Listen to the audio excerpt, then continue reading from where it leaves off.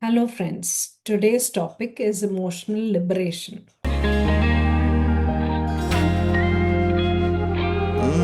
क्या हूँ वाकई में मैं आजाद? सवाल उठता है दिल में कई बार। तब वो धीमी सी मुलायम सी आवाज ईशु की सुकून दे जाती है, मेरे जी में जी लाती है। ओ ये सच है, जी हाँ आजाद हूँ मैं। ओ जी हाँ आजाद हूँ मैं। जी हाँ आजाद हूँ मैं। जी हाँ आजाद हूँ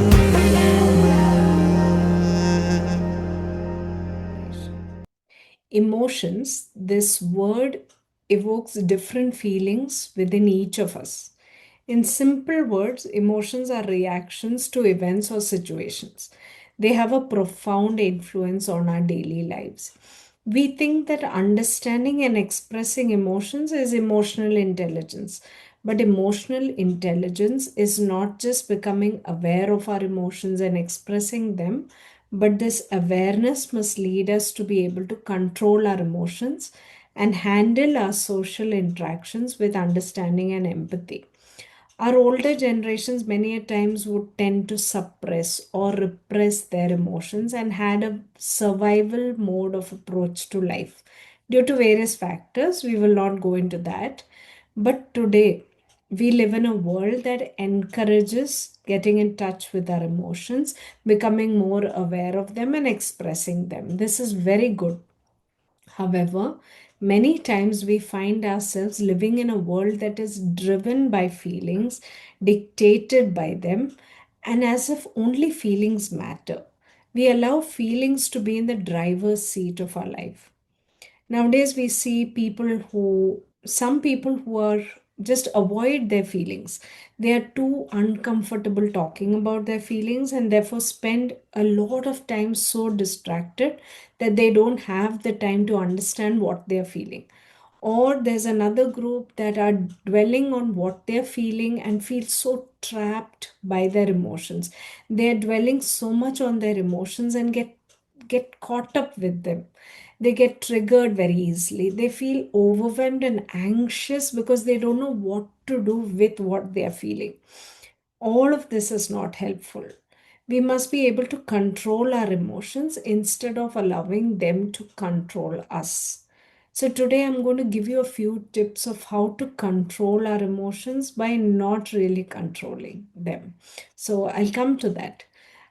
There's a beautiful quote that says, emotions are fantastic indicators, but they are terrible GPS directors. So let us learn how to enjoy and embrace each of our emotions and experience emotional freedom.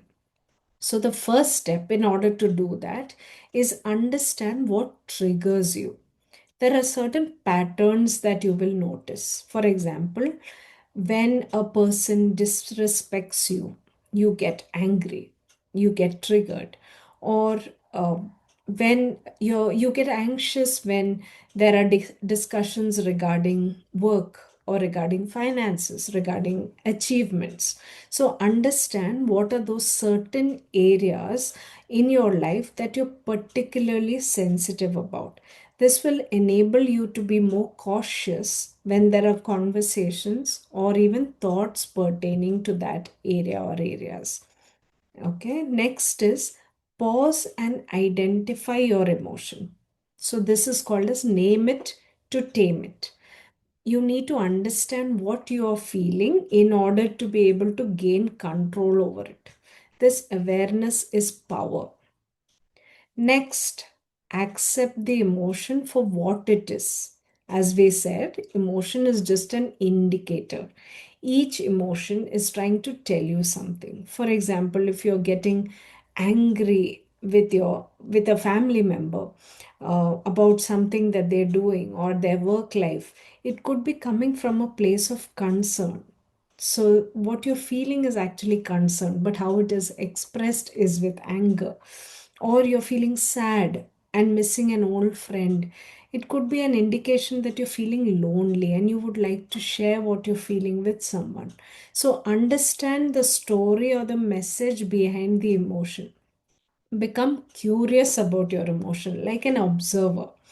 Try to understand your reaction from a perspective of someone else. So instead of getting overwhelmed, we are trying to understand what is the root cause of the emotion. You're stepping aside and looking at your emotion, eager to listen to it. This will prevent you from getting caught up with your emotion. Take some time to regulate yourself. It could be just stepping out of your house, looking out the window or balcony, drinking a glass of water, splashing some water on your face, just taking a few deep breaths, reminding yourself that this is just a moment, this is not going to last forever. This too shall pass. Now, by the time you have done all the above, you will be ready to express the emotion in a regulated manner. While expressing to someone, try and create some distance between you and your feeling. This is called psychological or emotional distancing. This can be done by changing your language when you're speaking about your emotion. I'll give you an example. Instead of saying, I am angry, try, I am feeling angry. This shift will help you see this emotional state as temporary and not really part of your identity. Or you can even try, I am feeling some anger right now. So, this indicates that emotion is to just some degree and not overwhelming yourself. So, this way of talking also gives us a reassurance that this is just in the moment and gives you more control over the situation. Next is we can connect to God in prayer, understanding that and giving Him the control, understanding that He is in control of the whole situation. Other ways of expressing your emotions are through art, through colors, through writing. Some find it really relaxing to paint, knit, color, sketch, doodle when feeling overwhelmed. By intentionally practicing all of the above, we understand, appreciate emotions for what they are, and we are not trapped or feeling controlled by our emotions. Wishing that each of you experience this release from being caught up or bondaged by your emotion and come to a place of release and emotional freedom. Thank you. जी हाँ आजाद हूँ मैं